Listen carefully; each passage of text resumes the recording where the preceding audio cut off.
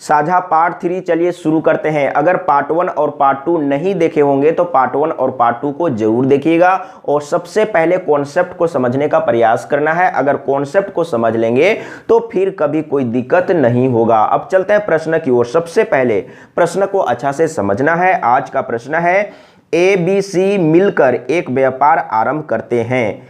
ए पूरे वर्ष के लिए 20,000 रुपया लगाता है, बी पहले 30,000 रुपया लगाता है परंतु 4 माह के बाद 10,000 रुपया और लगाता है, सी पहले 40,000 रुपया लगाता है परंतु 9 माह बाद 10,000 रुपया निकाल लेता है। वर्ष के अंत में 84,750 रुपया के लाभ में से बी का भाग कितना होगा। सबसे पहले प्रश्न को समझिए और प्रश्न में समय मैक्सिमम कितना दिया हुआ है यह समझ में आना चाहिए। तो वर्ष के अंत में लाभ दिया हुआ है, इसका मतलब आपको 12 महीना लेके चलना है। अगर 2 वर्ष के अंत में लिखा हुआ रहेगा तो 24 महीना लेके चलना है। अगर 3 वर्ष के अंत में लिखा हुआ रहेगा तो आपको 36 महीना लेके चलना है। बिल्कुल क्लियर हो गया होगा। तो सबसे पहले ए बी सी जितना भी पैसा इन्वेस्ट किया है उसका अनुपात में मालूम करेंगे। तो अनुपात में मालूम कैसे करेंगे, और इसीलिए मैंने बोला था सबसे पहले कि अगर पार्ट 1 और पार्ट 2 को नहीं देखे होंगे तो पार्ट 1 और पार्ट 2 को जरूर देखिएगा। मैं यहां पर लिख लेता हूं बी के लिए, इसके बाद यहां पर लिख लेता हूं सी के लिए। एक बार अच्छा से समझिए, फिर कभी कोई दिक्कत नहीं होगा। तो ए पूरे वर्ष के लिए यानी कि 12 महीना के लिए लगाया है कितना, 20,000 रुपया। तो 12 महीना के लिए लगाया है तो आपको क्या करना है, 12 से गुना कर देना है। इकाई दहाई सैकड़ा हजार 10,000, तो 12 से गुना करेंगे तो क्या हो जाएगा, 12 दूना 24। तो यहां पर लिखेंगे 24 और 4 0 इस तरीके से लिख लेना है। इसके बाद समझने का प्रयास कीजिए बी कितना लगाया है। तो बी सबसे पहले बी पहले 30,000 रुपया लगाता है। 30,000 रुपया लगाता है, इकाई दहाई सैकड़ा हजार 10,000, 30,000 रुपया लगाता है परंतु 4 माह के बाद 10,000 रुपया और लगाता है। 4 माह के बाद यानी कि 4 महीना तक कितना लगाया, 30,000 रुपया। 4 महीना तक 30,000 रुपया, तो 4 महीना तक 30,000, तो इसको 4 से गुना कर लेंगे। अब समझने का प्रयास कीजिएगा। तो 4 से गुना कर लेंगे तो कितना हो जाएगा, 4 तिया 12, 4 तिया 12 और 4 0 हो जाएगा। अब यहां पर समझने का प्रयास कीजिए फिर से। बी पहले 30,000 रुपया लगाता है परंतु 4 माह के बाद 10,000 रुपया और लगाता है। 4 महीना तक 30,000 रुपया, लेकिन 10,000 रुपया और लगाता है तो टोटल कितना हो जाएगा, 40,000 ना। पहले 30,000 लगाया था और 4 महीना के बाद फिर से 10,000 रुपया लगा दिया तो टोटल कितना हुआ, 40,000 रुपया हुआ। तो 40,000 रुपया हुआ तो 40,000 रुपया कितने समय तक लगाया, पहले तो 4 महीना तक लगाया था ना, लेकिन अब ये 40,000 रुपया कब तक रहेगा, यानी कि 8 महीना तक रहेगा। पहले 4 महीना 30,000 और बाकी का 8 महीना 40,000, तो इसको आपको 8 से गुना करना होगा।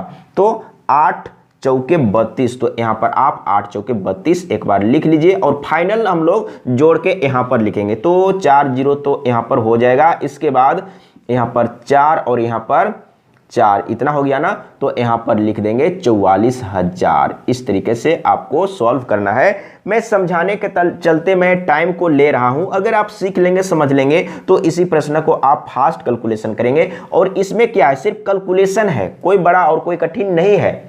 सिर्फ आपको कॉन्सेप्ट को समझना है और फटाफट कैलकुलेशन कर देना है। अब आपको समझना है सी के लिए।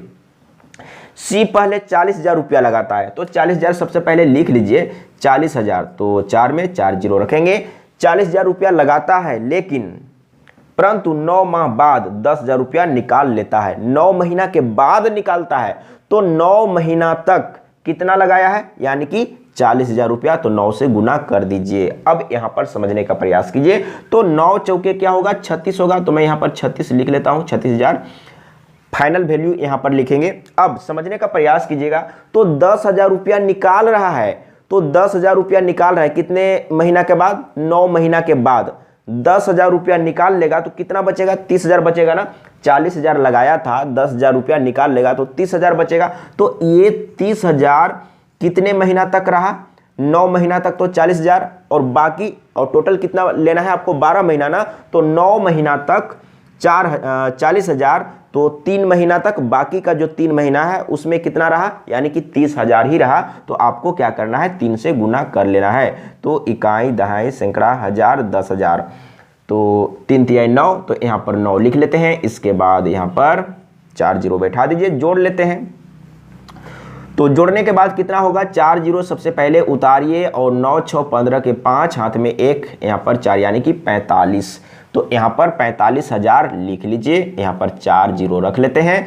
अब देखिए कितना आसान है, अनुपात में निकालना है ना, तो सबसे पहले तो ये 4 जीरो कटेगा, यहाँ से 4 जीरो कटेगा, यहाँ से 4 जीरो कटेगा। कितना आसान है, देखिए मैं समझाने के चलते, मैं पहले ही बोल चुका हूं कि मैं समझाने के चलते समय को ले रहा हूं। एक बार सीखिए, समझिए, अच्छा से सीखिए।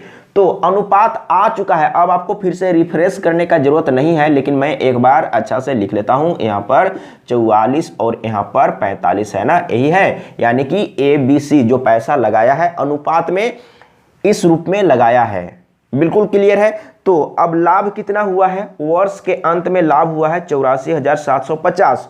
तो टोटल लाभ को लिख लीजिए, कितना है, 84,750। यही काम तो करते हैं और पहले भी मैं बता चुका हूं।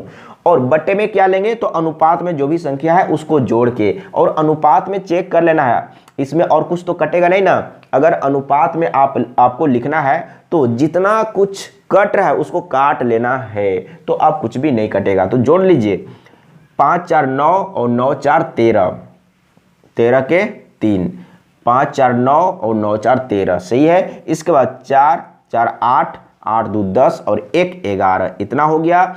और जिसका निकालना है उसी से गुना करेंगे। तो B का निकालना है ना, B का भाग कितना होगा, तो B का अनुपात में कितना है, 44। तो यहाँ पर रख दीजिए 44। अब आपको काटना है इससे कटेगा, कितने बार में कटेगा, कितना हो रहा है, सबसे पहले इससे इसको काटेंगे तो 75 बार में कट जाएगा और 1 जीरो होगा, तो ये कट चुका है। अब आपको इसको और इसको गुना कर देना है, तो इधर में गुना कर लेते हैं, 75 गुने 44। अब यहाँ पर समझिएगा, तो 4 5 20 के जीरो, हाथ में 2, 4 7 28 और 2 30, तो यहाँ पर 30। इसके बाद फिर से उतना ही होगा ना, 4 से गुना करना है, तो 0 0 यहाँ पर 3 हो जाएगा।